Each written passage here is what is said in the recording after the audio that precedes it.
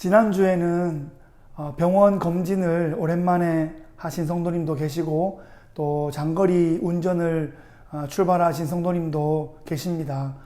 이 모양 저 모양으로 우리 한 주간 삶의 자리 가운데 하나님의 인도하심이 있었음을 고백합니다. 우리 한 주간 열심히 우리 삶의 자리에 섬기시다가 오늘 예배 자리 나오신 귀하신 성도님들 주님의 이름으로 환영합니다. 사랑하고 축복합니다. 네, 여러분 인생의 광야길을 걸어오시면서 정말 이건 한계다, 정말 이거는 불가능하다, 이런 상황을 겪어보셨습니까? 네, 이민 생활에 얼마나 많은 그런 한계와 도전들이 있었겠습니까? 그런 한계점과 그런 불가능한 그런 지점들을 다 돌파하시고 오늘 이 자리까지 나와 계신 줄을 믿습니다. 지금까지 지내온 모든 것이 하나님의 은혜였습니다. 할렐루야. 네, 미국이란 나라가 참 크고 넓고 안정적이고 참 든든하고 참 좋은 나라이면서도 참 여러 가지로 또 소수민족의 또 유학생으로서의 그런 한계와 그런 제한들도 많이 겪었던 것 같습니다. 제가 처음에 미국에 유학을 와서 유학생들의 필수 코스라고 하는 접시 닦기를 하려고 학교 식당을 찾아갔습니다. 그래서 접시 닦기 조합을 신청했는데 안 된다는 겁니다. 그래서 옛날 선배들은 다 했는데 나는 왜 안 되냐 이렇게 말하니까 너는 소셜 넘버가 없어서 안 된다는 겁니다. 아니 소셜 넘버 그거 그냥 주는 거 아니냐 그랬더니 어제가 911 20주년이었는데 911 이후로는 유학생들한테 바로 오자마자 그렇게 소셜 넘버를 안 준다는 거예요. 나는 소셜 넘버를 주면 내가 일을 하겠다 이렇게 말하니까 또 매니저는 소셜 넘버를 가지고 오면 일을 시켜주겠다. 그래서 첫 학기 이 한국인 유학생하고 흑인 매니저하고 자기 말만 계속 하는 거예요. 한참을 그러다가 그 매니저가 고개를 절레절레 흔들더니 서류 하나를 써주면서 내일부터 일해라. 그래서 제가 접시 닦기 일을 시작했습니다. 그런데 정말 이 그릇 벨트가 쉬지 않고 돌아오는데 정말 얼마나 피곤한지 그냥 이게 호수 붙잡고 서서 막 자겠더라고요. 몇 달을 그러다가 이제 둘째가 태어나고 100일 정도 되었습니다. 워싱턴 DC 근교에 있는 또 한인교회에서 사역을 하고 싶다 이런 마음이 생겼어요. 그런데 파트타임 자리가 너무너무 희귀하다는 겁니다. 몇 년째 기다려도 사역 자리가 안 나온다 이렇게 말하는 선배들도 있었습니다. 그러다가 제 마음 가운데 딱 맞는 교회 하나를 품었습니다. 저의 여러 가지 또 배경과 또 좋은 목사님과 여러 가지 상황이 잘 맞는 교회 하나를 딱 품고 이제 그 교회에 관해서 또 이런저런 얘기를 아내와 나눴습니다. 그러다가 이제 아이가 100일이 지나서 이제 워싱턴 DC에 한국장을 한번 보러 올라가게 되었어요. 올라가면서 이제 아내한테 말을 거는 거예요. 그 교회 한번 찾아가 볼까? 그 담임 목사님께 편지 한번 보내볼까? 그랬더니 아내는 졸면서 네 그렇게 하세요. 네 그렇게 하세요. 그래서 4시간 걸려서 이제 도착을 해서 오후 1시쯤 도착했는데 서울식당이라는 곳에 이제 점심을 먹으러 갔습니다. 그 점심 뷔페가 있는데 처음 가봐가지고 이제 뷔페를 어느 방향으로 도는지 몰라서 저 혼자 거꾸로 돈 거예요. 거꾸로 돌다가 정면에 섰던 분하고 딱 마주쳤습니다. 그래서 죄송합니다 하고 딱 보니까 그분이 제가 뵙고 싶었던 그 교회 담임 목사님이셨어요. 그 목사님께서 우리 언제 본 적이 있지 않아요? 그래서 제가 한국에서 그때 이렇게 해서 수련회 강사로 오셔서 한번 뵌 적이 있습니다. 근데 여기 뭐 하고 있어요? 네, 유학 왔습니다. 그래요? 그럼 한번 얘기 좀 나눌까요? 네, 그렇게 하고 제가 다다음 주부터 그 교회에서 찬양팀과 청년부를 맡고 제 아내는 반주를 맡고 그래서 몇 년간 사역을 하게 되었고 그것이 이민교회 사역을 시작하는 계기가 되었습니다.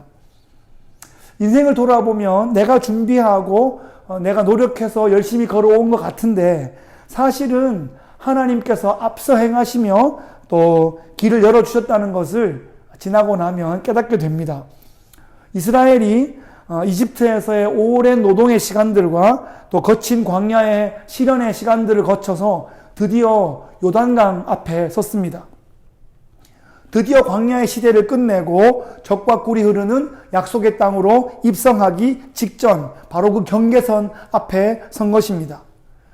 요단은 나를 광야에 묶어두는 한계선이고 나를 뒤로 물러나게 하고 포기하게 만드는 벽과 같은 그런 존재였을지 모르겠습니다. 하지만 새 시대를 열어가기 위해서는 요단을 건너가야 하고 불가능의 제한선을 돌파해야 합니다. 이스라엘은 어떻게 요단을 건너서 새 시대의 문을 열게 되었을까요? 하나님께로부터 요단 도하의 명령을 받은 여호수아가 백성들에게 명령합니다. 1장 11절 말씀해 보시면 여호수아가 백성들에게 양식을 준비하라. 사흘 안에 너희가 이 요단을 건널 것이다. 이렇게 선언합니다. 민족적이며 역사적인 요단 도하를 앞두고 사흘의 시간이 주어졌습니다. 백성들은 이 시간들을 통해서 양식도 준비하고 또 마음도 준비하고 기도도 준비하는 그런 시간으로 삼았을 것입니다. 백성들에게 이 사흘의 준비 기간을 주면서 여호수아는 동시에 2명의 정탐꾼을 가나안에 미리 보냅니다. 가나안 입성의 루트와 또 여리고, 첫 성 여리고를 정탐하게 하였습니다. 그 2명의 정탐꾼이 여리고에 들어가서 정보를 얻기 위해서 여관 같은 곳에 찾았는데 바로 거기에서 기생 라합을 만나게 됩니다.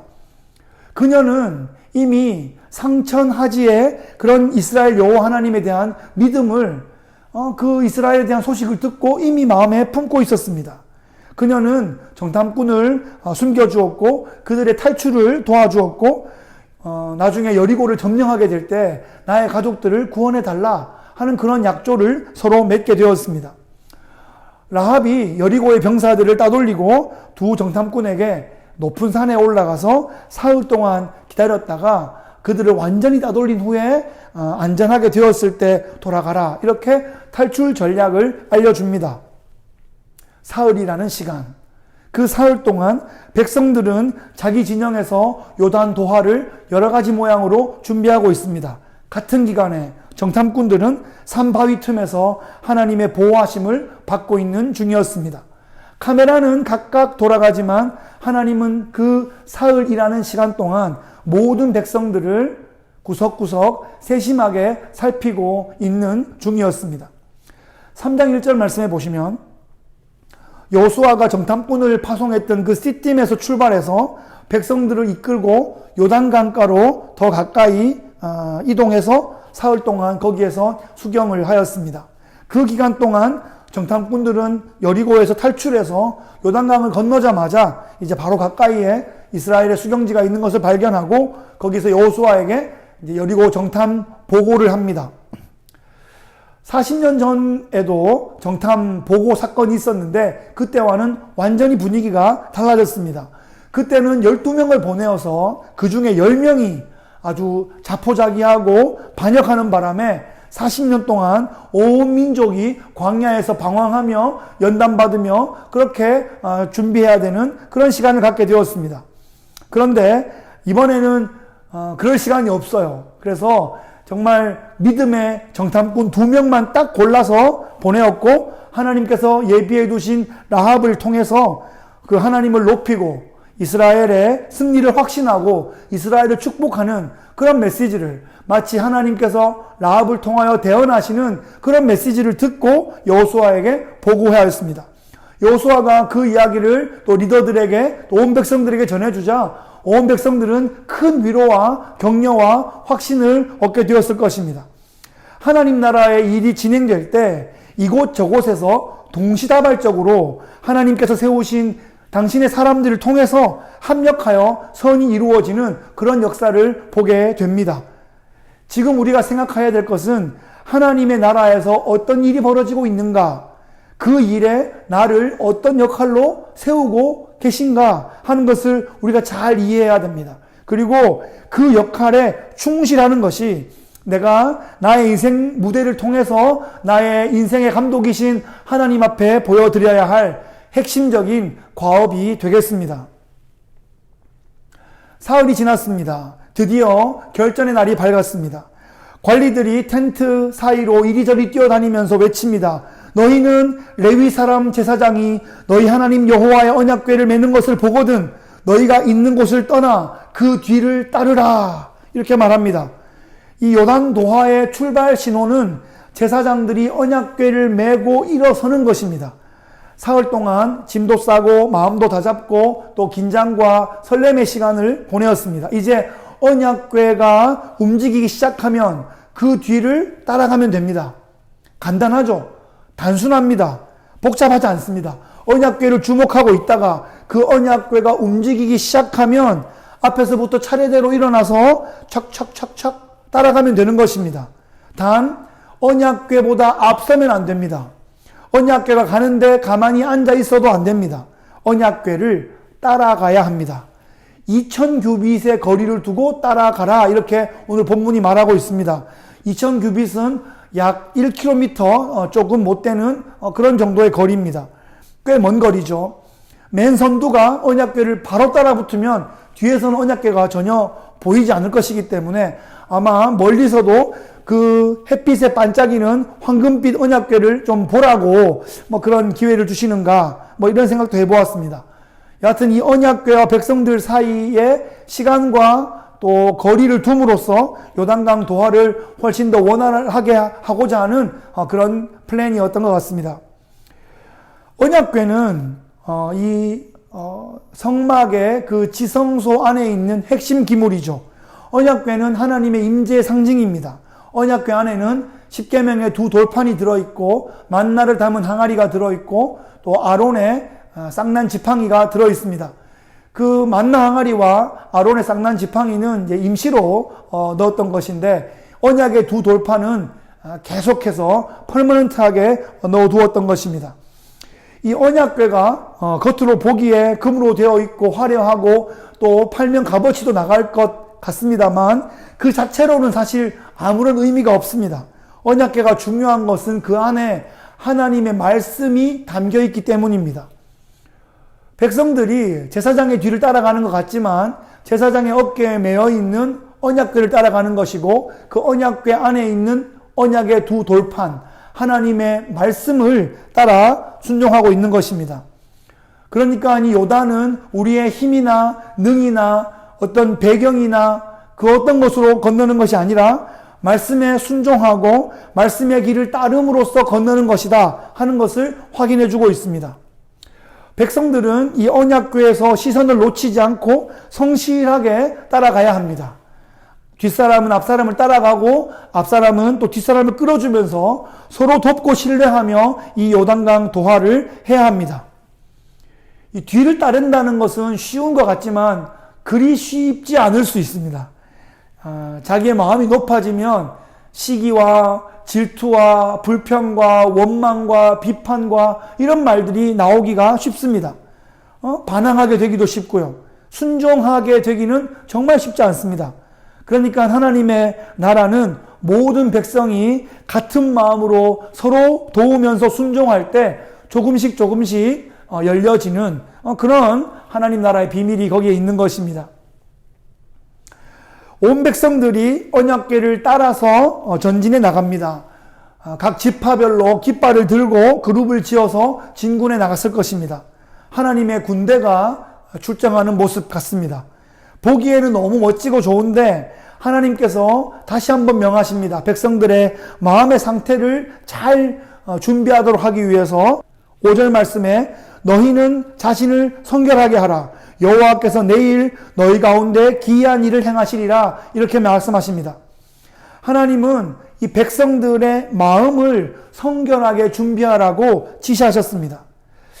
40년 전에 시내산에서 율법을 받을 때에 그 이스라엘 백성들에게 성결해라, 옷을 빨아라, 마음을 빨아라 하는 그런 명령이 떨어졌습니다. 지금 40년 후에 요단강을 건너가기에 앞서서 백성들에게 다시 한번 성결하라, 이렇게 마음을 빨아라, 그렇게 명하고 계십니다. 기독교 윤리학의 그런 관점에서 볼 때 어떤 일의 동기도 중요하고 어떤 일의 결과도 중요한데 그 그 어떤 일을 수행하는 과정도 정말 중요합니다. 그 과정과 그 수단을 무시하면 안 된다 하는 것을 특별히 강조해 줍니다. 지금 이스라엘은 요단강을 건너야 하는 동기부여는 확실히 되어 있습니다. 그리고 나중에 요단강을 건넜으면 요단강을 건넜다 하는 그 결과물도 확실할 것입니다. 그런데 아무리 동기도 좋고 결과도 좋다고 하더라도 그 요단강을 건너는 과정이 은혜롭지 못하거나 수단이 정당하지 못하면 하나님께서 기뻐하시지 않습니다. 하나님께 영광이 되지 않습니다. 언약궤를 따라가면서 요단강을 건너는 그 행위 자체가 과정일 수도 있습니다. 그런데 좀 더 내면을 들여다보면 어떤 마음 자세로 따라가는가, 어떤 마음으로 순종하는가 하는 것이 매우 중요한 과정이라고 볼 수 있습니다. 하나님을 사랑하고 하나님을 순종하는 그런 마음으로 하나님의 명령을 수행해 나가야 한다는 것입니다. 우리가 주일에 모여서 이렇게 예배하는 것 정말 중요합니다. 우리가 매일 기도의 자리에서, 매일 묵상의 자리에서 또 말씀을 기억하고 또 이 시대와 영혼들을 위해서 중보하는 것 너무 중요합니다. 교회에서 또 여러 가지 일들을 맡아서 수고하는 그런 사역들, 귀한 물질의 헌신들 너무나 중요합니다. 그런 것들이 중요하지 않은 것이 아니라 어떤 마음으로 하는가가 참으로 중요합니다. 하나님께서는 우리의 마음의 중심을 보시기 때문입니다. 자신을 드러내거나 높이려고 어떤 일을 열심히 한다고 해서 하나님 나라에는 카운트되지 않습니다. 구제할 때, 심지어 금식 기도를 할 때에도 사람들에게 보이려고 한다면 그것은 외식하는 것입니다. 하나님께서 받지 않으신다 이렇게 성경에 기록하셨습니다. 바울은 심지어 내 몸을 불사르게 순교의 제물로 내어준다 할지라도 사랑으로 하지 않으면, 사랑의 동기로 하지 않으면, 사랑의 그 과정으로 하지 않으면 아무런 유익이 없다고 말하고 있습니다. 더러워진 마음으로, 나누어진 마음으로, 시기하는 마음으로, 남보다 나를 더 낮게 여기는 그런 마음으로, 교만한 마음으로 그렇게 어떤 일을 잘 해내었다면 사람들은 잘 모를 수 있는데, 사람들은 속을 수 있는데 하나님은 속지 않으십니다. 하나님은 이미 다 알고 계십니다. 하나님은 중심을 보고 계시기 때문입니다. 하나님의 뜻을 어기면서 정말 눈에 보이기에 정말 멋져 보이는 그런 제사를 드리는 것보다 하나님 말씀에 순종하기 때문에 하나님 말씀에 순종하다가 제사를 드리지 않는 것이 하나님 보시기에 더 합당하다 이렇게 말씀하셨습니다. 순종이 제사보다 낫다는 것입니다. 하나님은 그 제물의 피에 굶주린 그런 이방의 우상들과 전혀 다른 차원에 계십니다. 하나님은 우리 마음의 제사, 상한 마음의 제사를 기뻐 받으시는 그런 우리의 아버지이십니다. 여호수아는 백성들에게 제사장의 언약궤를 따르라 이렇게 명령했고 온 백성들에게 성결한 마음으로 역사적인 이 명령을 수행하기를 준비하라 이렇게 명령했습니다. 모든 백성들이 스탠바이 하고 있는데 드디어 여호수아가 제사장들에게 이제 언약궤를 메고 백성에 앞서 건너라 이렇게 명하십니다. 제사장이 앞서 나가는 것이 중요합니다. 하나님 앞에서 우리 모두가 중요하지만 제사장이 하나님과 백성들 사이에서 어떻게 하는가 하는 것이 특별히 중요합니다. 이 백성들은 일단 제사장들을 보고 따라가기 때문입니다. 백성들은 제사장의 뒷모습을 보고 따릅니다. 백성들은 제사장의 그 발자국을 보고 따라 걷습니다. 제사장들이 일단 먼저 보여주는 그 순종을 그대로 본받게 됩니다.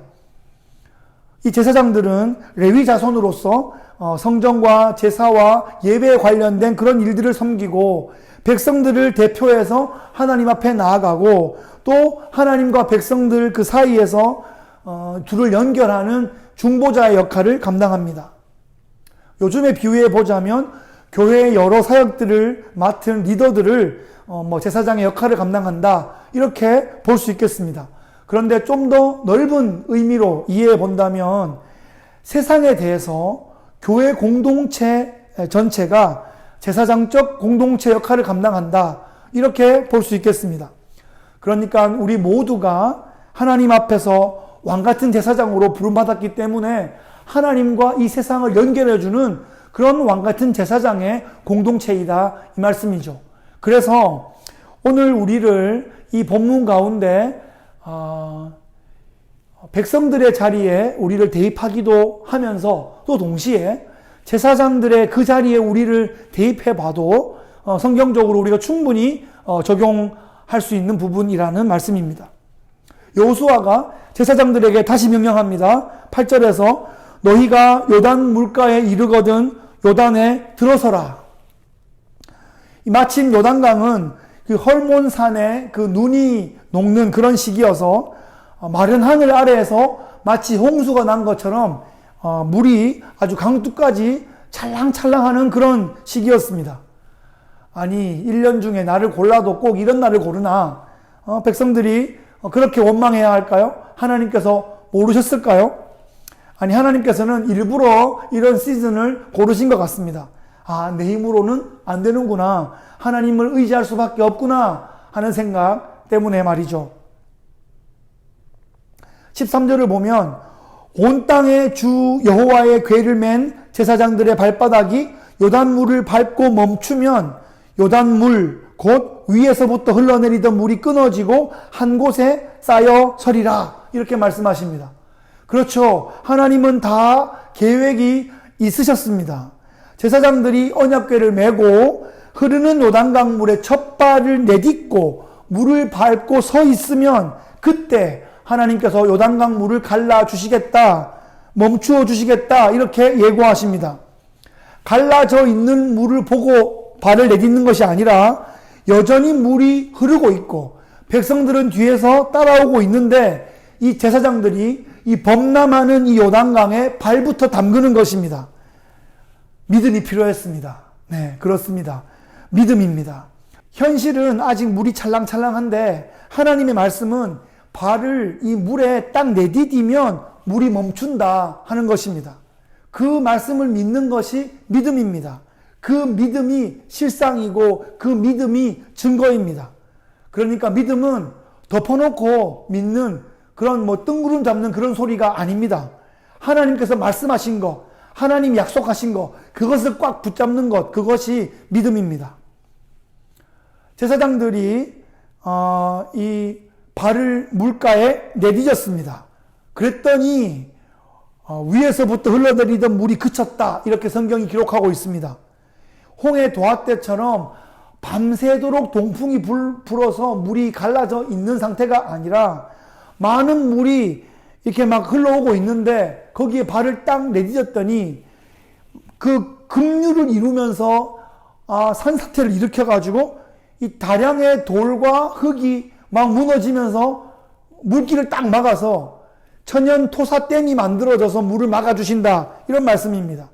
16절 말씀에 보면 매우 멀리 있는 아담 성읍 변두리에 물이 쌓였다. 이렇게 기록하고 있습니다.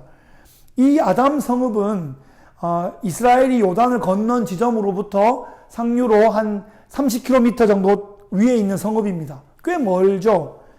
제사장들의 발이 이 물가에 딱 담겨 있는 동안 30km 떨어져 있는 아담 성읍에서 갑자기 흙과 막 돌과 산이 막 무너지면서 천연 토사댐이 만들어지고 물이 점점 말라서 마른 바닥을 드러내었습니다. 그랬더니 이제 언약궤를 맨 제사장들이 요단강 강 바닥에 가서 언약궤를 메고 서 있고 그때 도착한 이스라엘 백성들이 그 마른 요단강을 일시에 건넜다 하는 것입니다. 강하고 담대하게 이스라엘을 이끈 여호수아, 믿음으로 흐르는 그 요단강 물에 발을 내디딘 제사장들, 그리고 믿음으로 언약궤를 맨 제사장들의 뒤를 묵묵히 순종하며 따른 이스라엘 백성들, 그리고 그 누구보다 이 모든 장면을 계획하시고 연출하시고 감독하신 하나님, 정말 이렇게 하나님과 이스라엘 백성들과의 멋진 동역으로 성경 역사에서 정말 잊을 수 없는 명장면이 탄생하게 되었습니다. 말씀을 정리하겠습니다. 이스라엘이 드디어 요단을 건넜습니다. 오랜 훈련과 연단의 시기를 지나서 이제 비전과 사명의 무대를 향하여 나아갑니다. 앞으로 여호수아는 가나안 땅을 정복하고 또 정복한 땅을 분배하고 또 여호와를 섬기는 삶을 유언하는 또 그런 장면들이 앞으로 여호수아 앞에서 이제 펼쳐질 것입니다. 그 옛날 그 여호수아의 이야기가 오늘날 우리에게 어떻게 적용될 수 있을까요? 요즘 우리가 살아가는 시대를 보면 정말 거대한 역사의 전환점인 것 같습니다. 기후변화와 자연재해가 정말 계속되고 있습니다. 세계적인 전염병으로 인해서 21세기 첨단 이 문명이 아주 이렇게 어기적 하고 있습니다. 거대한 글로벌 네트워크가 공중권세를 잡고 사람들을 통제하려 하고 있습니다. 교회를 향한 다각적이며 조직적이며 연합적인 그런 공격이 계속되고 있습니다. 사람들의 영적인 감각은 점점 무뎌져 가고 있고 세속의 영에 휘발려 가고 있고 교회를 점점 떠나고 있습니다. 이런 상황에서 교회가 개척되면서 우리도 여러 가지 안팎의 어려움들을 경험했습니다. 어떻게 보면 감정과 우리의 영혼이 탈탈 털리는 그런 터프한 경험들을 하면서 어찌 보면 홍해를 건너왔고 또 광야를 지나왔습니다. 우리의 눈앞에 어쩌면 뚝에 찰랑찰랑하는 그 요단강이 평소보다 더 거세게 흐르고 있습니다. 때를 잘못 잡았나 하는 그런 마음이 들지도 모르겠습니다. 하지만 물이 조금 적어 보인다고 그것이 건너기 쉬운 것이 아닙니다. 오히려 많은 물 때문에 평소에 없던 그런 기적적인 토사댐이 자연적으로 만들어지는 그런 역사가 벌어질 수도 있는 것입니다. 하나님은 수가 높으십니다. 하나님은 다 계획이 있으십니다.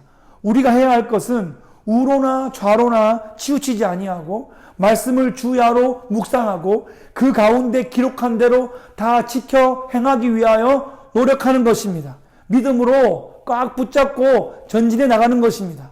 말씀을 어깨에 메고 말씀을 가슴에 담고 믿음으로 이 불가능한 상황 가운데 발을 내딛는 것입니다.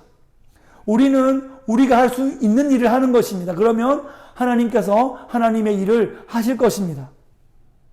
3400년 전 요단강이 갈라졌던 바로 그곳에 1400년 후에 예수님께서 오셨습니다. 예수님께서 세례 요한으로부터 세례를 받은 곳이 바로 이스라엘 백성들이 요단강을 건너갔던 마른 땅처럼 건너갔던 바로 그 지점입니다.